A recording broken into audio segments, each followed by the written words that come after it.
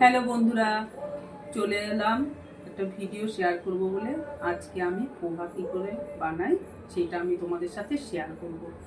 ঠিক আছে, এখানে আমি চিরা ভিজিয়ে রেখেছি, ছোট ছোট আলু কেটে রেখেছি, ভেজে রেখেছি, বাদাম ভেজে রেখেছি, কুচানো ধনেপাতা নিয়েছি, কুচানো লঙ্কা নিয়েছি, ছোট করে কারি পাতা কুচিয়ে রেখেছি, ছোট ছোট করে পেঁয়াজ রেখেছি, হলুদ, লবণ।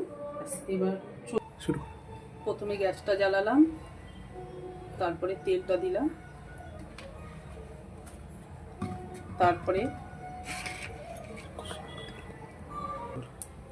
তেলটা গরম হয়ে গেছে। এখন আমি সর্ষে দিয়ে দিচ্ছি একে একে। এরপরে কারি পাতা দেবো, এরপরে কুচনো পেঁয়াজ দেবো, এরপরে ছোটো ছোটো লঙ্কা কাটা সেগুলো দিয়ে দেবো। এখন এটাকে হালকা করে ভাজবো, কালারটা একটু চেঞ্জ হবে। কালার চলে এসছে, এটা হালকা একটুখানি হলুদ দিয়ে দিই, হলুদ দিলাম একটু। এবার আলু ভাজাটা দিয়ে দিই, বাদামটাও দিয়ে দিই। এবার একটু নাড়াবো, হালকা করে নাড়াচাড়া দিয়ে চিড়েটাও দিয়ে দিচ্ছি। চিড়েটা দেওয়ার পরে একটু নাড়িয়ে স্বাদ মতো লবণ দিয়ে দেবো।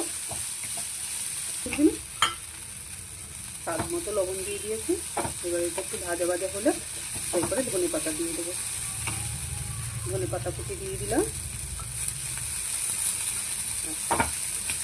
হয়ে গেছে আমার চিড়ের পোলাও।